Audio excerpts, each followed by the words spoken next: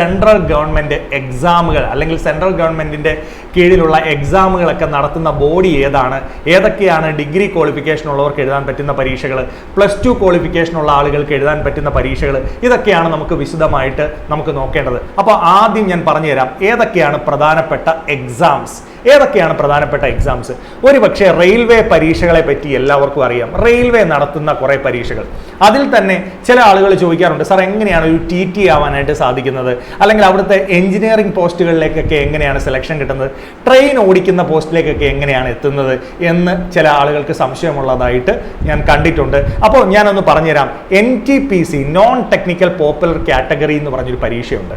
ഈ പരീക്ഷയിലൂടെയാണ് നിങ്ങൾ ഇപ്പോൾ TT ആവാൻ ആഗ്രഹിക്കുന്നുണ്ടെങ്കിൽ, സ്റ്റേഷൻ മാസ്റ്റർ ആവാൻ ആഗ്രഹിക്കുന്നുണ്ടെങ്കിൽ, ഗൂഡ്സ് ഗാർഡ് ആകാൻ ആഗ്രഹിക്കുന്നുണ്ടെങ്കിൽ, അങ്ങനെയൊക്കെയുള്ള പോസ്റ്റുകളിലേക്ക് എത്താൻ സാധിക്കുന്നത് നോൺ ടെക്നിക്കൽ പോപ്പുലർ കാറ്റഗറി എന്ന് പറയുന്ന പരീക്ഷയാണ്. ഇനി എന്താണ് ഗ്രൂപ്പ് ഡി? നിങ്ങൾ 10ാം ക്ലാസ് ക്വാളിഫിക്കേഷൻ ഉള്ള ആളാണ്, അല്ലെങ്കിൽ ഒരു ITA ക്വാളിഫിക്കേഷൻ ഉള്ളവർക്ക് റെയിൽവേയിൽ പെട്ടെന്ന് കയറാൻ സാധ്യതയുള്ള പരീക്ഷയാണ് ഗ്രൂപ്പ് ഡി പരീക്ഷകൾ എന്ന് പറയുന്നത്. ഇനി ALP ലോക്കോ പൈലറ്റ് ആവാൻ ആഗ്രഹിക്കുന്നവർ, ഇനി അതുപോലെ ജൂനിയർ എഞ്ചിനീയർ അല്ലെങ്കിൽ ടെക്നീഷ്യൻ പോസ്റ്റുകളിലേക്കൊക്കെ എത്താൻ ആഗ്രഹിക്കുന്നവർക്ക് വേണ്ടിയിട്ടുള്ള പരീക്ഷകളാണ് ALP ടെക്നീഷ്യൻ ജൂനിയർ എഞ്ചിനീയർ എന്ന് പറയുന്നത്. ക്ലിയർ ആണ്? ഇനി അതുപോലെ ഇതിൻ്റെയൊക്കെ ക്വാളിഫിക്കേഷൻ എന്താ വേണ്ടതെന്ന് ഞാൻ ഡീറ്റെയിലി പറഞ്ഞുതരാം. അതിനു മുമ്പിട്ട് ബാങ്കിങ് എക്സാംസ് എന്ന് പറയുമ്പോൾ എല്ലാവർക്കും ക്ലറിക്കൽ എക്സാംസും PO എക്സാംസും ആണല്ലോ. ഏതൊക്കെയാണ്? IBPS നടത്തുന്ന പരീക്ഷകളുണ്ട്, അതുപോലെ തന്നെ SBI നടത്തുന്ന പരീക്ഷകളുണ്ട്. IBPSന്റെ ക്ലർക്ക് PO പരീക്ഷയുണ്ട്, SBIയുടെ ക്ലർക്ക് PO പരീക്ഷയുണ്ട്, അതുപോലെ റീജിയണൽ റൂറൽ ബാങ്കിന്റെ ക്ലർക്ക് PO പരീക്ഷകളുണ്ട്. അപ്പോൾ ബാങ്കിങ് എന്ന് പറയുന്നതും അത്യാവശ്യം ആളുകൾക്കൊക്കെ അറിയാം. എന്താണെന്ന് ചോദിച്ചാൽ നിങ്ങളുടെ വീടിന്റെ അടുത്തൊക്കെ ക്ലറിക്കൽ പോസ്റ്റിൽ ജോലി ചെയ്യുന്നവർ, അല്ലെങ്കിൽ ഓഫീസർ മാനേജർമാരായിട്ടൊക്കെ ജോലി ചെയ്യുന്ന ആളുകളൊക്കെ ഉണ്ട്. അതുപോലെ റെയിൽവേയിൽ ജോലിയുള്ള ആളുകളെയും ഒരുപക്ഷെ നിങ്ങൾ കേട്ടിട്ടുണ്ടാവും. അപ്പോൾ എന്താണ് സ്റ്റാഫ് സെലക്ഷൻ കമ്മീഷൻ?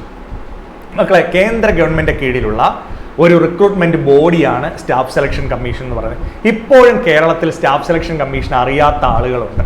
അവർക്ക് വേണ്ടിയിട്ടാണ് ഞാൻ ഈ വീഡിയോയിൽ കൃത്യമായി അത് പറഞ്ഞു തരുന്നത്. കേന്ദ്ര ഗവൺമെന്റ് കീഴിലുള്ള പരീക്ഷകൾ നടത്തുന്ന ഒരു റിക്രൂട്ട്മെന്റ് ബോഡിയാണ് സ്റ്റാഫ് സെലക്ഷൻ കമ്മീഷൻ. നിങ്ങൾ പലരും UPSC പരീക്ഷകളെ പറ്റി കേട്ടിട്ടുണ്ട് അല്ലേ? UPSC പരീക്ഷകൾ, സിവിൽ സർവീസ് എക്സാമുകളെ കുറിച്ചൊക്കെ കേട്ടിട്ടുണ്ടല്ലോ. പക്ഷേ അത്രത്തോളം ഒരുപക്ഷെ കേരളത്തിലെ ആളുകൾക്ക് സ്റ്റാഫ് സെലക്ഷൻ കമ്മീഷൻ പരീക്ഷകളെ പറ്റി അറിയത്തില്ല. ഇപ്പൊ എങ്ങനെയാണ് ഒരു കസ്റ്റംസ് ഓഫീസർ ആവുന്നത്, ഒരു ഇൻകം ടാക്സ് ഓഫീസർ ആവുന്നത്, ഒരു CBI ഓഫീസർ ആവുന്നത്, നമുക്ക് NIA അല്ലെ, NIA, ED എന്നൊക്കെ നമ്മൾ കേട്ടിട്ടുണ്ട്. ഈ ഡിപ്പാർട്ട്മെന്റുകളിലേക്കൊക്കെ എങ്ങനെയാണ് ജോലി കിട്ടുന്നത്? അതുപോലെ തന്നെ സ്റ്റാഫ് സെലക്ഷൻ കമ്മീഷൻ മാത്രമല്ല കേട്ടോ, നമുക്ക് ഇന്റലിജൻസ് ബ്യൂറോ, ISRO പോലെയുള്ള ബോഡികളിലൊക്കെ എങ്ങനെയാണ് ജോലി കിട്ടുന്നത്? അപ്പോൾ കേന്ദ്ര ഗവൺമെന്റ് എക്സാമുകൾ നടത്തുന്ന, കേന്ദ്ര ഗവൺമെന്റ് എക്സാം എന്ന് പറഞ്ഞാൽ CGL, CHSL, MTS, GD, CPO, steno പോലെയുള്ള പ്രധാനപ്പെട്ട പരീക്ഷകൾ നടത്തുന്ന ബോഡിയാണ് സ്റ്റാഫ് സെലക്ഷൻ കമ്മീഷൻ. അപ്പോൾ അതിൽ CGL എന്ന് പറഞ്ഞാൽ എന്താണെന്നറിയാമോ? Combined graduate level exam. Degree ഉള്ള ആളുകൾക്ക് എഴുതാൻ പറ്റുന്ന, ഡിഗ്രി എന്ന് വെച്ചാൽ BTech, PG, അതുപോലെ തന്നെ നമ്മുടെ നോർമൽ ബാച്ചിലർ ഡിഗ്രി ഉള്ളവർക്ക് എഴുതാൻ പറ്റുന്ന പരീക്ഷയാണ് combined graduate level exam. CHSL എന്ന് പറഞ്ഞാൽ +2 ഡിഗ്രി ഉള്ളവർക്കും എഴുതാൻ സാധിക്കും. MDS എന്ന് വെച്ചാൽ 10th ക്വാളിഫിക്കേഷൻ. GDക്കും നമുക്ക് 10th ക്വാളിഫിക്കേഷൻ മതി. CPO നമുക്ക് ഡിഗ്രിയാണ് ക്വാളിഫിക്കേഷൻ വേണ്ടത്. സ്റ്റെനോ നമുക്ക് +2. അതിൻ്റെ ഒപ്പം സ്കിൽ ടെസ്റ്റ് കൂടി ഉണ്ട്. അതായത് നമ്മുടെ സ്റ്റെനോഗ്രഫി പഠിച്ചവർക്കാണ് അതിനകത്ത് അഡ്വാൻറ്റേജ് ഉള്ളത്. പിന്നെ NTPC എന്ന് പറഞ്ഞു കഴിഞ്ഞാൽ എന്താ മക്കളെ? +2 ഉള്ളവർക്കും ഡിഗ്രി ഉള്ളവർക്കും എഴുതാം. ഗ്രൂപ്പ് ഡി എന്ന് വെച്ചാൽ 10th മതി. ALP എന്ന് വെച്ചാൽ ITA മതി. ടെക്നീഷ്യനും ITA മതി. ഇവിടെ ITA ഡിപ്ലോമ ഉള്ളവർക്കൊക്കെ ITA ഞാൻ ഏറ്റവും ചെറിയ ക്വാളിഫിക്കേഷൻ എഴുതാം, അതിന് മുകളിലുള്ളവർക്കും എഴുതാം. JE ഡിപ്ലോമ, അതുപോലെ തന്നെ BTechകാർക്കൊക്കെയാണ് പ്രധാനമായിട്ടും അഡ്വാൻറ്റേജ് വരുന്നത്. അപ്പോൾ എല്ലാത്തിൻ്റെ ക്ലറിക്കലിന് നമുക്കിപ്പോൾ ഡിഗ്രിയാണ് ഇവിടെ കൂടുതലും എക്സാമുകൾക്ക്, ബാങ്കിങ് എക്സാംസിന് കൂടുതലും ഡിഗ്രിയാണ് ഇപ്പോൾ ഒരു ക്വാളിഫിക്കേഷനായിട്ട് മെയിൻലി വന്നിരിക്കുന്നത്. അപ്പോൾ നിങ്ങൾ മനസ്സിലായല്ലോ, നിങ്ങൾ +2 കഴിഞ്ഞ ആളാണെങ്കിൽ, നിങ്ങൾ ഡിഗ്രി കഴിഞ്ഞ ആളാണെങ്കിൽ ഈ പരീക്ഷകളുടെ സാധ്യതകൾ കൃത്യമായി മനസ്സിലാക്കുക, നിങ്ങളുടെ സുഹൃത്തുക്കൾക്ക് പറഞ്ഞു കൊടുക്കുക, നിങ്ങളുടെ മക്കളുണ്ടെങ്കിൽ അവർക്ക് പറഞ്ഞു കൊടുക്കുക, അവരിലേക്ക് ഈ ഇൻഫർമേഷൻ ഷെയർ ചെയ്ത് എത്തിക്കാൻ ശ്രമിക്കുക. പല ആളുകളും +2 കഴിഞ്ഞ് ഡിഗ്രി കഴിഞ്ഞ് എന്ത് ചെയ്യണമെന്ന് അറിയാൻ മേല. ഈ പരീക്ഷകൾ നിങ്ങളുടെ ഫ്രണ്ടിലുണ്ട്. ഇതിൻ്റെ പ്രത്യേകത എന്താ? എവറി ഇയർ, എല്ലാ ഇയറിലും നമുക്ക് എന്തുണ്ട്? എക്സാംസ് ഉണ്ട്. SSC ഒക്കെ തന്നെ ഈ വർഷത്തെ കലണ്ടർ അനൗൺസ് ചെയ്ത് കഴിഞ്ഞു. എപ്പോഴാണ് CGL, എപ്പോഴാണ് CHSL, MDS, GD പരീക്ഷകൾ ഈ വർഷം നടക്കുന്നതെന്ന്. ഇപ്പോൾ 2025 കലണ്ടർ നിങ്ങൾ അടിച്ചു നോക്കിയാൽ നിങ്ങൾക്ക് കിട്ടും. നിങ്ങൾ ഗൂഗിളിൽ കയറി ജസ്റ്റ് ഒന്ന് SSC എക്സാം 2025 ഒന്ന് സെർച്ച് ചെയ്ത് നോക്കിയാൽ ഈ വർഷത്തെ കലണ്ടർ, എക്സാം കലണ്ടർ നിങ്ങൾക്ക് കിട്ടും. ഇങ്ങനെ എല്ലാ വർഷവും കൃത്യമായി പരീക്ഷകൾ നടത്തുന്നു എന്നുള്ള പ്രത്യേകതയാണ് ആർക്കുള്ളത്? Staff selection commission. അതുകൊണ്ടാണ് ഇത് ഏറ്റവും അട്രാക്റ്റീവ് ആവുന്നത്. പറഞ്ഞ് മനസ്സിലായോ? റെയിൽവേ എക്സാംസിന്റെ ഈ വർഷത്തെ, അതായത് 2024 വിളിച്ച പരീക്ഷകളെല്ലാം നടന്നുകൊണ്ടിരിക്കുകയാണ്. ഈ വർഷം വീണ്ടും എക്സാമുകളെല്ലാം വിളിച്ചു തുടങ്ങി. ALP ഇപ്പോൾ വിളിച്ചു തുടങ്ങി. ബാങ്കിങ് എക്സാംസും ഈ വർഷം നടക്കുന്ന ക്ലറിക്കൽ PO പരീക്ഷകളെ കുറിച്ചുള്ള കൃത്യമായ ഇൻഫർമേഷൻസ് നിങ്ങൾ ഗൂഗിളിൽ ജസ്റ്റ് ഒന്ന് അടിച്ചു നോക്കിയാൽ എപ്പോഴൊക്കെ IBPS PO ഉണ്ട്, ക്ലർക്ക് ഉണ്ട്, റീജിയണൽ റൂറൽ ബാങ്ക് ക്ലർക്ക് ഉണ്ട്, PO ഉണ്ട്, SBI ക്ലർക്ക് ഉണ്ട്, PO പരീക്ഷകളുണ്ട് എന്നുള്ളത് കൃത്യമായി മനസ്സിലാക്കാം. എന്താണ് ഈ പരീക്ഷകളുടെ പ്രത്യേകത? ഈ പരീക്ഷകളെ കോമൺ ആയിട്ട് അട്രാക്ട് ചെയ്യുന്നത് എന്താണെന്ന് ചോദിച്ചു കഴിഞ്ഞാൽ ഞാൻ പറയും, ഇതിനെല്ലാം ഇപ്പൊ ബാങ്കിങ് ആണെങ്കിൽ ഒരു 27 വയസ്സ്, റെയിൽവേ ആണെങ്കിൽ ഒരു 33 ഏജ്, SSC ആണെങ്കിൽ ഒരു 31 ഏജ്. ഇതാണ് ഇതിന്റെ ആവറേജ് ഏജ്. അതായത് നമ്മളൊരു 23 വയസ്സിനും 30 വയസ്സിനിടയ്ക്കും ജോലി മേടിക്കാൻ ആഗ്രഹിക്കുന്ന ആളുകളാണ് എങ്കിൽ നമുക്ക് ഏറ്റവും അട്രാക്റ്റീവ് ആയിട്ടുള്ള പരീക്ഷകൾ എന്ന് വെച്ചാൽ സ്റ്റാഫ് സെലക്ഷൻ, റെയിൽവേ, ബാങ്കിങ് എക്സാംസാണ്. അവിടെയാണ് നമ്മുടെ വിഷമത്തോടെ പറഞ്ഞോട്ടെ PSC മാറി നിൽക്കുന്നത്. PSC പലപ്പോഴും ഏജ് എത്ര വരെ ഉണ്ട്? ഏജ് 38 വയസ്സ് വരെ ഉള്ളവർക്ക് അപ്ലൈ ചെയ്യാം. നിങ്ങളൊന്ന് ആലോചിച്ച് നോക്കും, 38ാമത്തെ വയസ്സിൽ നമുക്കൊരു ജോലി കിട്ടിയിട്ട് എന്തെങ്കിലും നമ്മുടെ ലൈഫിലെ കാര്യങ്ങളിലേക്ക് നമുക്ക് എത്താനായിട്ട് സാധിക്കുമോ? ചില ആളുകൾക്ക് ചിലപ്പോൾ അവസാന പ്രതീക്ഷ എന്നുള്ള നിലയ്ക്ക് ചിലപ്പോൾ കിട്ടിയെന്നിരിക്കും, അല്ലെങ്കിൽ അത് ആശ്വാസമായി തോന്നിയെന്നിരിക്കും. പക്ഷെ നമ്മുടെ ജീവിതത്തിന്റെ പ്രധാനപ്പെട്ട നീഡെല്ലാം നമ്മൾ സാറ്റിസ്ഫൈ ചെയ്യേണ്ട ഈ ഏജിലാണ്. ശരിയാണോ? അല്ലെങ്കിൽ 20 മുതൽ 28 വയസ്സിന്റെ ഇടയ്ക്കാണ്. അപ്പോൾ വളരെ യങ്ങർ ഏജിൽ നിങ്ങൾ ജോലി മേടിക്കാൻ ആഗ്രഹിക്കുന്നുണ്ടെങ്കിൽ ഡെഫിനറ്റ്ലി നിങ്ങളെ ഹെൽപ്പ് ചെയ്യുന്ന എക്സാമുകളാണ് staff selection commission, railway, banking exams. അതുകൊണ്ടാണ് ഇത്തരം എക്സാംസ് ഏറ്റവും അട്രാക്റ്റീവ് ആയിട്ടുള്ള എക്സാമുകളായി നിൽക്കുന്നത്. നിങ്ങൾ അതുകൊണ്ട് ഡിഗ്രി കഴിഞ്ഞ് +2 കഴിഞ്ഞിറങ്ങി ഒരു നിമിഷം നിങ്ങൾ പാഴാക്കരുത്. നിങ്ങൾ ഉടനെ തന്നെ ഇത്തരം എക്സാമുകളുടെ സാധ്യതകളെ കുറിച്ച് മനസ്സിലാക്കുക. ദിശയുടെ യൂട്യൂബ് ചാനലിൽ നിരവധി വീഡിയോസ് ഇതിനെപ്പറ്റിയുണ്ട്. ഇത് മനസ്സിലാക്കി ഇതിന്റെ പ്രിപ്പറേഷൻ നിങ്ങൾ തുടങ്ങാനായിട്ട് ശ്രമിക്കുക. ഓക്കെ, അപ്പോൾ ഇത് നിങ്ങൾ മറ്റുള്ളവരിലേക്കും പറഞ്ഞു കൊടുക്കുക. കേന്ദ്ര ഗവൺമെന്റ് എക്സാമുകളെ കുറിച്ച് അറിയാത്തവരാണെങ്കിൽ, നിങ്ങൾ റെയിൽവേ എക്സാമുകളെ കുറിച്ച് കൂടുതലായി അറിയാത്തവരാണെങ്കിൽ ഈ വീഡിയോ നിങ്ങളെ വളരെയധികം ഹെൽപ്പ് ചെയ്യും. ഇനി ഞാൻ എന്താണ് ഈ എക്സാമുകൾക്ക് പഠിക്കേണ്ടതെന്ന് കൂടി ഒന്ന് പറഞ്ഞു തന്നോട്ടെ. കുറേ ആളുകൾക്ക് എന്താണ് എക്സാം എന്ന് മനസ്സിലായി. സാർ, ഇതിന് എന്താ പഠിക്കേണ്ടത്? കൂടുതലൊന്നും വേണ്ട, നമ്മൾ +2 വരെ പഠിച്ച കാര്യങ്ങൾ മാത്രം മതി. ഏതാണ് എന്ന് ചോദിച്ചാൽ നമുക്ക് മാത്സ് വേണം മക്കളെ. മാത്സ് ഒന്നാം സബ്ജക്റ്റ് അതാണ്. രണ്ടാമത്തെ സബ്ജക്റ്റ് റീസണിങ് എന്ന് പറയും. റീസണിങ് എന്ന് പറഞ്ഞു കഴിഞ്ഞാൽ എന്താണെന്ന് ചോദിച്ചു കഴിഞ്ഞാൽ നിങ്ങൾക്കറിയാം, നമ്മളിപ്പോൾ ചെറിയ കുട്ടികൾക്കൊക്കെ വേണ്ടി ഫിഗർ പാറ്റേൺ മാച്ചിങ്, അല്ലെങ്കിൽ വേർഡ് കൊണ്ടുള്ള കുറേ അറേഞ്ച്മെന്റുകൾ, ഇങ്ങനെയൊക്കെയുള്ള ലോജിക്കലായിട്ട് തിങ്ക് ചെയ്യുന്ന കാര്യങ്ങൾ പറഞ്ഞു കൊടുക്കില്ലേ? അതാണ് റീസണിങ് എന്ന് പറയുന്നത്. മൂന്നാമത്തെ സബ്ജക്റ്റ് ഇംഗ്ലീഷാണ്. ഇംഗ്ലീഷ്. നാലാമത്തെ സബ്ജക്റ്റ് എന്താണെന്ന് ചോദിച്ചാൽ ജനറൽ അവയർനെസ്. ജനറൽ അവയർനെസ് എന്ന് പറഞ്ഞാൽ അതിൽ ജനറൽ സയൻസും വരും, അതുപോലെ നമ്മുടെ GK ടോപ്പിക്കുകളും വരും. ഈ 4 സബ്ജക്റ്റുകളാണ് മക്കളെ നമ്മൾ പഠിക്കേണ്ടത്. നിങ്ങൾ ആലോചിച്ച് നോക്കും, നിങ്ങൾ PG ഉള്ളവരായാലും ഡിഗ്രി ഉള്ളവരാണെങ്കിലും ഇനി എന്തുള്ളവരാണെന്ന് പറഞ്ഞാലും നമുക്ക് എന്ത് മതി? Maths, reasoning, English, general awareness. നിങ്ങൾ ഈ എക്സാമുകളിലേക്ക് ഒന്ന് നോക്കിയേ. സ്റ്റാഫ് സെലക്ഷന്റെ 25% മാർക്ക് മാത്സ് ആണ്. QA എന്ന് വെച്ചാൽ ക്വാണ്ടിറ്റേറ്റീവ് ആപ്റ്റ്യൂഡ് ആണ്.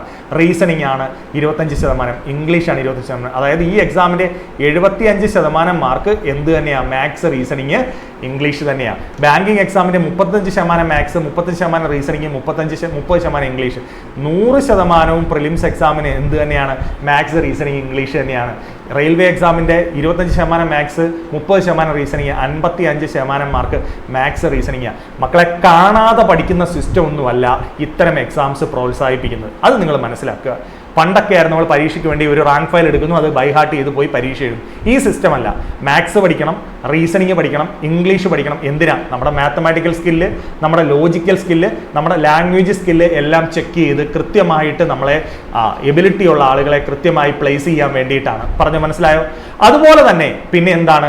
General awareness. General awareness subject എന്ന് പറഞ്ഞു കഴിഞ്ഞാൽ ജനറൽ അവയർനെസ്സിനകത്ത് ഏറ്റവും കൂടുതൽ വരുന്നത് ജനറൽ സയൻസ് ആൻഡ് GK ആണ്. General science and GK. അത് ജനറൽ സയൻസ് എന്ന് പറഞ്ഞാൽ എന്താ? ഫിസിക്സ്, കെമിസ്ട്രി, ബയോളജി പോലെയുള്ള സബ്ജക്റ്റ്. GK എന്ന് പറഞ്ഞു കഴിഞ്ഞാൽ history, geography, economics, polity, static, GK, current affairs പോലെയുള്ള കാര്യങ്ങൾ. ഇതെല്ലാം നമുക്ക് ഏത് എക്സാമിനുണ്ട്? SSC പരീക്ഷയ്ക്ക് 25% മാർക്ക് ഈ കാര്യങ്ങളുണ്ട്. അതുപോലെ തന്നെ റെയിൽവേ എക്സാംസിന് ഈ പറയുന്ന 45% മാർക്ക് ഈ ഒരു ഏരിയയിൽ നിന്നാണ്. അപ്പോൾ ഇത്തരം കാര്യങ്ങളാണ് നമുക്ക് ഈ എക്സാമിന് വേണ്ടി പഠിക്കേണ്ടത്. ഏത് എക്സാമിന് വേണ്ടി? നമ്മുടെ സ്റ്റാഫ് സെലക്ഷൻ കമ്മീഷൻ, റെയിൽവേ പരീക്ഷകൾക്ക് വേണ്ടി നമുക്ക് വേണ്ടത് ഇത്രയും ഇൻഫർമേഷൻസ് ആണ്. പറഞ്ഞോ മനസ്സിലായോ? അപ്പോൾ ഇത്രയും കാര്യങ്ങൾ പഠിക്കാൻ തയ്യാറാണെങ്കിൽ, നിങ്ങൾ +2 കഴിഞ്ഞ് ഡിഗ്രി കഴിഞ്ഞ് ഇനി നിങ്ങൾ ഫുൾ ടൈം ആയിട്ട് ഇത്തരം കാര്യങ്ങൾ പഠിക്കാൻ തയ്യാറാണെങ്കിൽ നിങ്ങൾക്ക് സെൻട്രൽ ഗവൺമെന്റ് എക്സാമുകളിലേക്ക് എത്താം. SSC എക്സാംസ്, റെയിൽവേ എക്സാംസ്, അല്ലെങ്കിൽ ബാങ്കിങ് എക്സാംസ് എന്തുകൊണ്ട് നോക്കണം എന്ന് ചോദിച്ചാൽ ഇവർ ഓഫർ ചെയ്യുന്ന സാലറിയാണ് മക്കളെ. ഇവർ ഓഫർ ചെയ്യുന്ന സാലറി എന്ന് വെച്ചാൽ SSC CGL കിട്ടുന്ന ഒരാൾക്ക് സ്റ്റാർട്ടിംഗ് സാലറി 75,000 രൂപയാണ്. ഇപ്പോൾ 23ാമത്തെ വയസ്സിൽ ജോലി കയറുന്ന ഒരാളാണെങ്കിൽ 28 വയസ്സാവും അല്ലെങ്കിൽ 53 വയസ്സാകുമ്പോഴത്തേക്ക് അയാൾക്ക് 30 വർഷത്തെ സർവീസ് കഴിഞ്ഞു. അപ്പോൾ അയാളുടെ സാലറി എന്തായിരിക്കും നിങ്ങളൊന്ന് ആലോചിച്ച് നോക്കിയേ. അപ്പോൾ അട്രാക്റ്റീവ് ആയിട്ടുള്ള സാലറി, നല്ല സാലറി സ്കെയിൽ. ഇപ്പോൾ 2016 അടുത്ത ശമ്പള കമ്മീഷൻ വരികയാണ്. സോ ബാങ്കിങ് എക്സാംസ് ആണെങ്കിലും റെയിൽവേ എക്സാംസ് ആണെങ്കിലും SSC എക്സാംസ് ആണെങ്കിലും ഓഫർ ചെയ്യുന്ന സാലറി. പക്ഷേ ഏറ്റവും ഇമ്പോർട്ടൻ്റ് ഇതിനകത്ത് എന്താണ്? ഏജ് ആണ്. Age is very important. നിങ്ങളുടെ ഏജ് ഒരു 33ക്ക് ബിലോ ആയിട്ട് നിൽക്കുന്ന ആളുകൾക്കായിരിക്കും ഈ എക്സാമുകൾക്ക് ഏറ്റവും പ്രയോറിറ്റി കിട്ടുന്നത്. അതുകൊണ്ടാണ് ഞാൻ പറഞ്ഞത്, നിങ്ങൾ +2 കഴിഞ്ഞവരാണെങ്കിൽ നിങ്ങൾക്ക് പാർട്ട് ടൈം ആയിട്ട് ഒരു ഡിഗ്രി ചെയ്താൽ മതി മക്കളെ. പറഞ്ഞ് മനസ്സിലായോ? ഡിഗ്രി എന്ന് പറയുന്നത് ഒരു ബാച്ചിലർ ഡിഗ്രി അംഗീകൃതപ്പെട്ട ഒരു യൂണിവേഴ്സിറ്റിയിൽ നമുക്ക് പാർട്ട് ടൈം ആയിട്ട് കിട്ടിയാൽ മതി. +2 മുതൽ നമുക്ക് പഠിച്ചു തുടങ്ങാം. ഈ നോർത്ത് ഇന്ത്യൻ സൈഡിലെ ആളുകൾ ഏറ്റവും കൂടുതൽ കേന്ദ്ര ഗവൺമെന്റ് ജോലി SSC എക്സാമുകളിലേക്ക് കയറുന്നത് എന്താണെന്ന് ചോദിച്ചാൽ അവരൊരു 6ാം ക്ലാസ് 7ാം ക്ലാസ് മുതലേ ഇത്തരം എക്സാമുകൾക്ക് വേണ്ടിയിട്ട് പാരലായിട്ട് പഠനം തുടങ്ങും. നമ്മുടെ നാട്ടിൽ പലപ്പോഴും ഡിഗ്രിയും PG ഒക്കെ കഴിഞ്ഞൊരു ഏജ് 25 ഒക്കെ എത്തിയിട്ടായിരിക്കും നമ്മൾ ഇത്തരം എക്സാമുകളെ കുറിച്ച് ചിന്തിക്കുന്നത് കൊണ്ടാണ് നമ്മൾ എത്തുന്നത് വൈകി പോകുന്നത്. അതുകൊണ്ടാണ് ഞാൻ പറഞ്ഞത് +2 കഴിഞ്ഞവനാണ് നിങ്ങളെങ്കിൽ, ഡിഗ്രി കഴിഞ്ഞവനാണെങ്കിൽ ഇനി കൂടുതൽ ഒന്നും ആലോചിക്കേണ്ട, അടുത്ത നിമിഷം മുതൽ ഈ എക്സാമിലേക്ക് എൻട്രി ചെയ്യുക. അല്ലെങ്കിൽ ഈ എക്സാമുകൾക്ക് വേണ്ടിയിട്ടുള്ള പ്രിപ്പറേഷൻ. നിങ്ങൾക്ക് ഈ ജോബ് ഒരു പാഷനാണ്, നിങ്ങൾക്ക് നേടിയെടുക്കണം എന്ന് ആഗ്രഹിക്കുന്നവരാണെങ്കിൽ നിങ്ങൾക്ക് ഒരുപാട് സാധ്യതകൾ വേറെ വെളിയിലുണ്ട്. അപ്പോഴും ഇത്തരം എക്സാമുകൾ ആഗ്രഹിക്കുന്നവർക്ക് വേണ്ടിയിട്ടാണ് ഞാൻ ഈ കാര്യം കൃത്യമായിട്ട് പറയുന്നത്. നിങ്ങളുടെ പ്രിപ്പറേഷൻ എന്ത് ചെയ്യുക, എത്രയും വേഗം സ്റ്റാർട്ട് ചെയ്യാനായിട്ട് ശ്രമിക്കുക. അത് പറയുന്നതിന് ദിശയ്ക്ക് ഏറെ അഭിമാനമുണ്ട്. ദിശ അക്കാഡമി ഈ ഒരു SSC എക്സാമുകളെ കുറിച്ചും കേന്ദ്ര ഗവൺമെന്റ് എക്സാമുകളെ കുറിച്ചും കേരളത്തിലെ എല്ലാ ആളുകളിലേക്കും എത്തിക്കുക. അതുകൊണ്ടാണ് ഞാൻ പറഞ്ഞത് ഈ വീഡിയോ മാക്സിമം ആളുകളിലേക്ക് ഷെയർ ചെയ്യുക. ഇപ്പോഴും കേരളത്തിൽ SSC എക്സാം എന്താണെന്നോ അല്ലെങ്കിൽ ഒരു കസ്റ്റംസ് ഓഫീസർ എങ്ങനെ ആവാമെന്നോ അറിയാത്ത ഒരുപാട് ആളുകളുണ്ട്. അവർക്ക് ഈ വീഡിയോ ഒരു വലിയ ഇൻഫർമേഷൻ ആയിരിക്കും. ദിശ അക്കാഡമി വലിയൊരു പങ്കാണ് ഈ ഒരു കാര്യത്തിൽ വഹിക്കുന്നത്. അതിന് ഏറ്റവും നല്ല എക്സാമ്പിൾ കഴിഞ്ഞ കാലങ്ങളിൽ, അതായത് കഴിഞ്ഞ വർഷം നമ്മുടെ അക്കാഡമിയിൽ നിന്ന് ഞാൻ കഴിഞ്ഞ വർഷം മാത്രം ജോലി കിട്ടിയ വിദ്യാർത്ഥികളെ പരിചയപ്പെടുന്നത്. നമുക്ക് വളരെ യങ്ങറായിട്ടുള്ള ചെറുപ്പക്കാരായിട്ടുള്ള വിദ്യാർത്ഥികൾ, ഇവരെല്ലാം SSC GD എന്ന് വെച്ച് കഴിഞ്ഞാൽ ജനറൽ ഡ്യൂട്ടി, അതായത് നമ്മുടെ ഫോഴ്സിലേക്ക് ആഗ്രഹിക്കുന്നവർക്ക് 23 വയസ്സിൽ താഴെയുള്ള വിദ്യാർത്ഥികളാണ് ഇവരെല്ലാവരും. ഇപ്പം ജോലിക്ക് സർവീസിൽ കയറി കഴിഞ്ഞു. അതായത് 2023 മക്കളെ ഇവർ ട്രൈ ചെയ്ത് തുടങ്ങിയത്. 2024 ഇവരെല്ലാവരും എന്ത് ചെയ്തു, ജോലിക്ക് കയറി കഴിഞ്ഞു. 2024 പരീക്ഷയാണ്. അതിൽ എനിക്ക് തോന്നുന്നു 2024 പ്രിപ്പയർ ചെയ്ത് തുടങ്ങിയവർ വരെ ഉണ്ട്. അവരെല്ലാം എന്ത് ചെയ്തു, കൃത്യമായി സർവീസിൽ കയറി കഴിഞ്ഞു. ഇത് വലിയൊരു കാര്യമല്ലേ? യങ്ങറായിട്ടുള്ള കുറേ ആളുകളെ, എനിക്ക് തോന്നുന്നു ഏകദേശം ഒരു 100ഓളം വിദ്യാർത്ഥികൾ ദിശയുടെ യൂട്യൂബ് ചാനലും ക്ലാസ്സുകളും കണ്ട് SSC GD എഴുതി സർവീസിലേക്ക് കയറി കഴിഞ്ഞു. SSC GD എന്ന് പറഞ്ഞു കഴിഞ്ഞാൽ എക്സാം പോസ്റ്റുകൾ ഏതൊക്കെയാണെന്ന് ചോദിച്ചു കഴിഞ്ഞാൽ CISF, നമ്മുടെ എയർപോർട്ട് സെക്യൂരിറ്റി, അതുപോലെ തന്നെ BSF, CRPF, ആസാം റൈഫിൾ പോലെയുള്ള പോസ്റ്റുകളൊക്കെയാണ് SSC GDയിൽ വരുന്നത്. ആ പോസ്റ്റുകൾ ആൺകുട്ടികൾക്കും പെൺകുട്ടികൾക്കും എഴുതാൻ പറ്റുന്നതാണ്. അത് എഴുതി കയറിയവരാണ് ഞാൻ ആദ്യം കാണിച്ച വിദ്യാർത്ഥികൾ. ഇത് നമ്മുടെ SSC CGL ഈ വർഷത്തെ 2024 CGL നേടിയെടുത്ത ചുണക്കുട്ടികളായ വിദ്യാർത്ഥികളാണ്. ഇവർ കയറിയ പോസ്റ്റുകളൊക്കെ ഞാൻ ഇവിടെ കൊടുത്തിട്ടുണ്ട്. ഒരു വർഷ സമയം കൊണ്ട് വരെ കയറിയ ആളുകൾ ഇതിനകത്തുണ്ട്. SSC CGL ഏറ്റവും അട്രാക്റ്റീവ് ആയിട്ടുള്ള ഒരു മിനി സിവിൽ സർവീസ് എന്ന് അറിയപ്പെടുന്ന സ്റ്റാഫ് സെലക്ഷൻ കമ്മീഷന്റെ പരീക്ഷയാണ് SSC CGL. അത് നേടിയ വിദ്യാർത്ഥികളാണ് ഇവർ ഓരോരുത്തരും. അതുപോലെ തന്നെ SSC MDS 10ാം ക്ലാസ് ക്വാളിഫിക്കേഷൻ ഉള്ളവർക്ക് എഴുതാൻ സാധിക്കുന്ന സ്റ്റാഫ് സെലക്ഷൻ കമ്മീഷന്റെ പെട്ടെന്ന് ജോലിയിലേക്ക് കയറാൻ സാധിക്കുന്ന പരീക്ഷയാണ് SSC MDS. അത് നേടിയ വിദ്യാർത്ഥികൾ. അപ്പോൾ ദിശയുടെ ഈ ചുണക്കുട്ടികളെ ഞാൻ നിങ്ങളെയൊക്കെ പരിചയപ്പെടുത്തുക. അടുത്തത് നിങ്ങൾക്കാവാം. നിങ്ങളുടെ ക്വാളിഫിക്കേഷൻ എന്താണെങ്കിൽ, നിങ്ങൾക്ക് +2 ക്വാളിഫിക്കേഷൻ ഉണ്ടെങ്കിൽ, അതായത് 10 +2 ക്വാളിഫിക്കേഷൻ, ഡിപ്ലോമ ക്വാളിഫിക്കേഷൻ ഉണ്ടെങ്കിൽ, ഡിഗ്രി ക്വാളിഫിക്കേഷൻ ഉണ്ടെങ്കിൽ, BTech ക്വാളിഫിക്കേഷൻ ഉണ്ടെങ്കിൽ, PG ക്വാളിഫിക്കേഷൻ ഉള്ളവരാണെങ്കിൽ ഇനി നിങ്ങൾ ഒട്ടും സമയം കളയരുത്. നിങ്ങളുടെ ഏജ് 33ൽ ബിലോ ആണെങ്കിൽ, SSCക്ക് ആണെങ്കിൽ 31ൽ ബിലോ ആണെങ്കിൽ നിങ്ങൾക്ക് ധൈര്യമായിട്ട് ഈ എക്സാമുകൾക്ക് ട്രൈ ചെയ്ത് തുടങ്ങാം. നിങ്ങൾ +2 കഴിഞ്ഞ വിദ്യാർത്ഥികളാണ് എങ്കിൽ എന്ന് പറഞ്ഞു കഴിഞ്ഞാൽ നിങ്ങളുടെ ടൈം കളയാതെ തന്നെ നിങ്ങൾക്ക് എന്ത് ചെയ്യാം, ഇത്തരം എക്സാമുകളിലേക്ക് നിങ്ങൾക്ക് ട്രൈ ചെയ്ത് തുടങ്ങാം. ഇത് നിങ്ങൾ പറഞ്ഞു കൊടുക്കണം നിങ്ങളുടെ സുഹൃത്തുക്കൾക്ക് അല്ലെങ്കിൽ നിങ്ങളുടെ മക്കൾക്കെല്ലാം. നിങ്ങൾ എന്ത് ചെയ്യണം, ഈ ഇൻഫർമേഷൻ പറഞ്ഞു കൊടുക്കും. +2 ഒക്കെ കഴിഞ്ഞ് പാർട്ട് ടൈം ആയിട്ട് നമുക്ക് ഡിഗ്രി ചെയ്തുകൊണ്ട് ഇത്തരം എക്സാമുകളുടെ പ്രിപ്പറേഷൻ തുടങ്ങണം. എന്തിനാണ് നമ്മൾ നമ്മുടെ സമയം പാഴാക്കുന്നത്? അതുപോലെ തന്നെ 10th കഴിഞ്ഞവർ വരെ ഈ എക്സാമുകൾക്ക് പ്രിപ്പറേഷൻ നിങ്ങൾ ഇപ്പോഴേ തുടങ്ങണം. നമ്മൾ ചുമ്മാ കുറെ ക്വാളിഫിക്കേഷൻ കൂട്ടി പോകുന്നു എന്ന് പറയുന്നതിനകത്ത് യാതൊരു കാര്യവുമില്ല.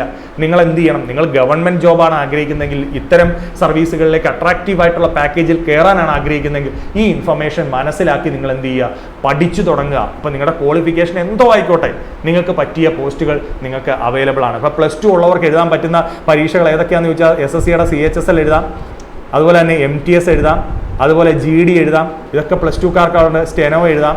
ഇങ്ങനെയൊക്കെയുള്ള പ്രത്യേകതകളുണ്ട്.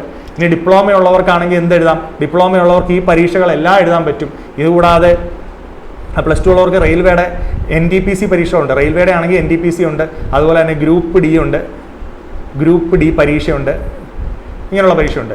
ഡിപ്ലോമ ഉള്ളവർക്കാണെങ്കിൽ ഈ പരീക്ഷകളെല്ലാം എഴുതാം. അതിൻ്റെ ഒപ്പം ALP ലോക്കോ പൈലറ്റ് എക്സാം എഴുതാം, അതുപോലെ തന്നെ JEE RRB JEE എക്സാം എഴുതാം.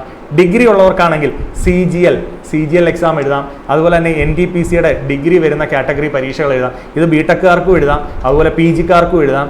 എല്ലാം ഏജിൻ്റെ ഒരു കാറ്റഗറി മാത്രം നിങ്ങൾ ശ്രദ്ധിക്കണം എന്നുള്ളത് മാത്രമേ ഉള്ളൂ. പറഞ്ഞ് മനസ്സിലായോ? അപ്പോൾ പ്ലസ് ടു ഉള്ളവർക്കും ഡിപ്ലോമ ഉള്ളവർക്കും ഡിഗ്രി ഉള്ളവർക്കും ബിടെക് ഉള്ളവർക്കും PG ഉള്ളവർക്കും എഴുതാവുന്ന നിരവധി പരീക്ഷകളാണ് ഏതിൻ്റെ കീഴിൽ നിന്ന് വരുന്നത്? SSC, അതുപോലെ തന്നെ RRB റെയിൽവേ റിക്രൂട്ട്മെന്റ് ബോർഡ്, അതുപോലെ തന്നെ ബാങ്ക് എക്സാമുകളുടെ ഭാഗമായി വരുന്നത്. പറഞ്ഞു മനസ്സിലായോ? ബാങ്കിന്റെ ക്ലറിക്കൽ അതുപോലെ തന്നെ PO പോസ്റ്റുകളെല്ലാം ഡിഗ്രി ബിടെക് PGക്കാർക്കെല്ലാം എഴുതാൻ പറ്റുന്ന പരീക്ഷകളാണ്. പക്ഷേ നമ്മുടെ ഏജ് കൂടി നിങ്ങൾ ശ്രദ്ധിച്ചോണം. അതുകൊണ്ടാണ് സമയം കടന്നുപോയിട്ട് പിന്നെ ചിന്തിച്ചിട്ട് കാര്യമില്ല.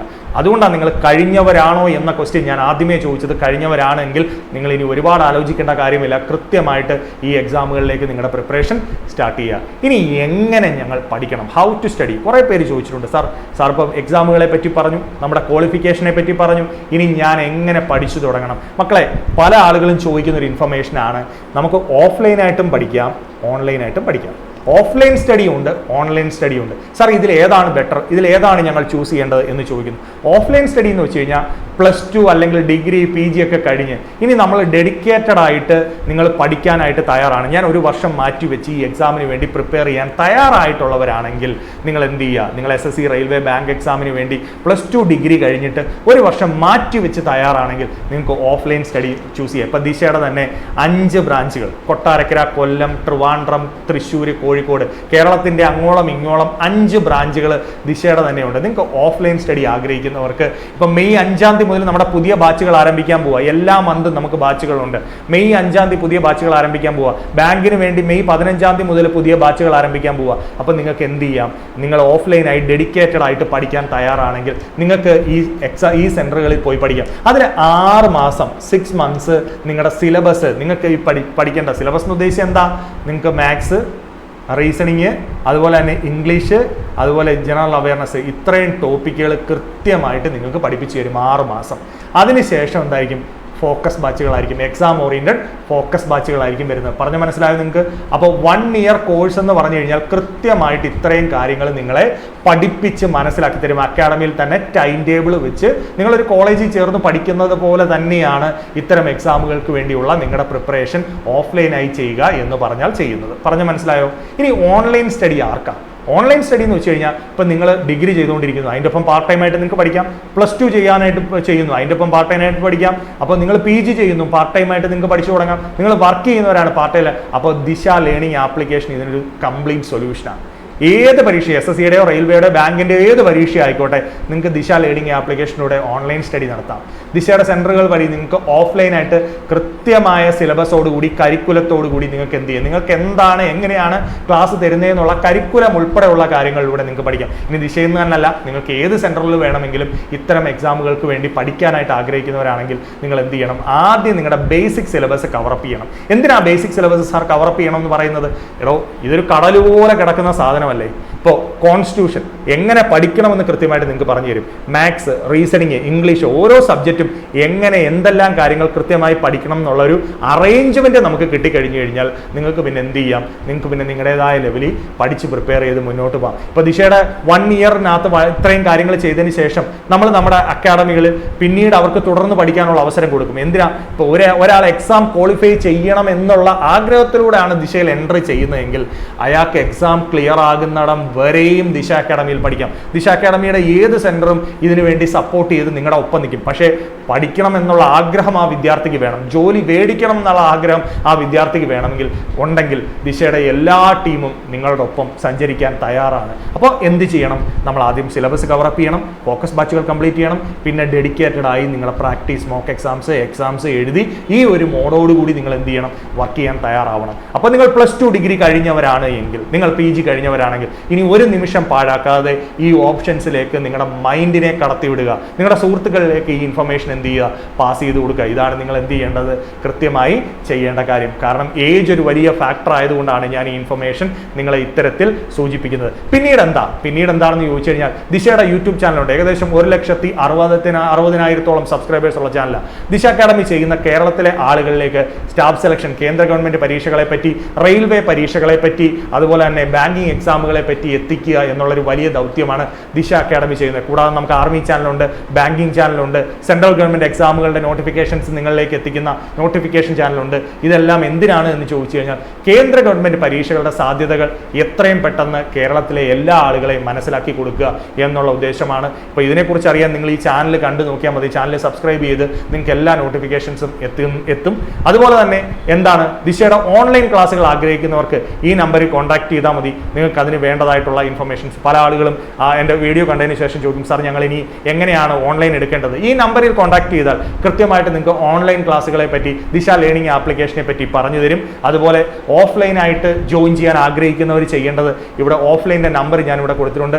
ഓഫ്ലൈൻ അക്കാഡമികളുടെ നമ്പറുകളിൽ നിങ്ങൾ കോൺടാക്ട് ചെയ്താൽ നിങ്ങളുടെ പ്ലേസ് കൊല്ലം ആയിക്കോട്ടെ, കൊട്ടാരക്കര ആയിക്കോട്ടെ, തൃശ്ശൂർ ആയിക്കോട്ടെ, കാലിക്കോട്ട് ആയിക്കോട്ടെ, ട്രിവാൻഡ്രം ആയിക്കോട്ടെ, കേരളത്തിൻ്റെ അങ്ങോളം ഇങ്ങോളം എവിടെയാണെങ്കിലും ദിശ അക്കാഡമി നിങ്ങളോടൊപ്പം സെൻട്രൽ ഗവൺമെന്റ് എക്സാമുകൾ നിങ്ങൾക്ക് നേടിത്തരാൻ, റെയിൽവേ പരീക്ഷകൾ നേടിത്തരാൻ, ബാങ്കിങ് എക്സാംസ് നേടിത്തരാൻ കൂടെ ഉണ്ടാവും. അപ്പോൾ എല്ലാവർക്കും ഒരു നല്ല ആശംസകൾ ഞാൻ നേരുകയാണ്. ഈ വർഷം +2 കഴിഞ്ഞ് ഡിഗ്രി കഴിഞ്ഞവർ ഒട്ടും കൺഫ്യൂസ്ഡ് ആയി നിൽക്കേണ്ട കാര്യമില്ല. എത്രയും പെട്ടെന്ന് നിങ്ങളുടെ പ്രിപ്പറേഷൻസ് സ്റ്റാർട്ട് ചെയ്യുക. All the best.